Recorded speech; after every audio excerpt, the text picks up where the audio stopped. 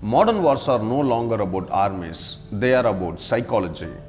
Well, you see, in the past, wars were simple: two armies, two borders, big battles. But today, sometimes a single person becomes more important than an entire army. And that's why Israel often targets leaders, not just weapons. Now, let me explain carefully.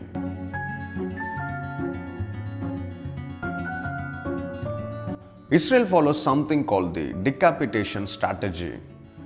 It sounds intense, but the idea is simple. If you remove the head, the body struggles to function.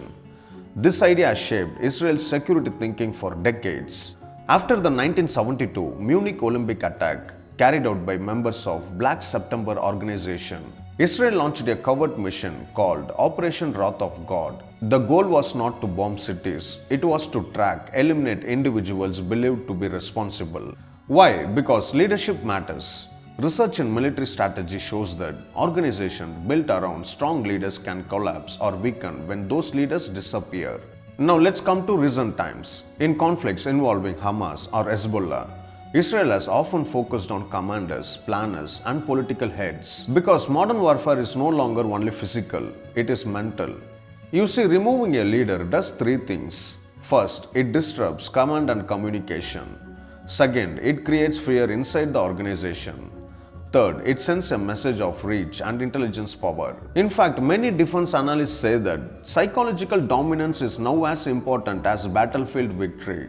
According to global military studies, leadership targeting operations have increased worldwide since the 2000s, especially with the rise of drones and precision intelligence. Technology changed everything.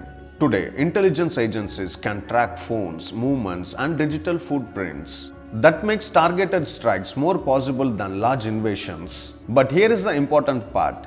Does it always work? Not always. Sometimes removing a leader creates chaos. But sometimes it creates a more extreme replacement.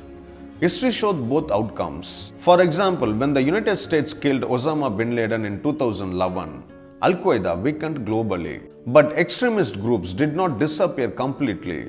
So, the strategy reduces power but may not end ideology. Now coming back to Israel. Israel is a small country geographically.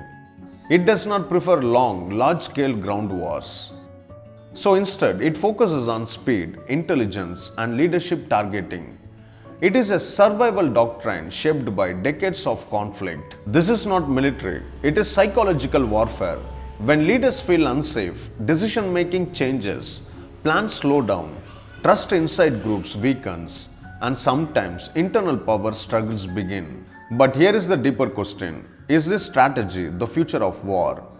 Well, many experts believe yes. With AI surveillance, drones, cyber tracking, future wars may be less about tanks and more about key individuals. Some call it leader-centric warfare, others call it strategic deterrence.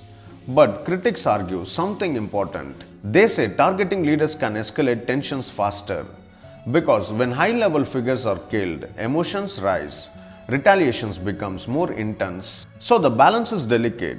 Psychology can weaken enemies, but it can also harden them. And that is why modern war is complex. It is not just about land, it is about perception, fear, symbolism, and global messaging. So next time you hear about Israel targeting a specific commander instead of bombing an entire base, remember, the goal may not be destruction, it may be disruption. Now tell me, do you think targeting leaders prevents bigger wars? Or does it make conflicts more dangerous? Comment below.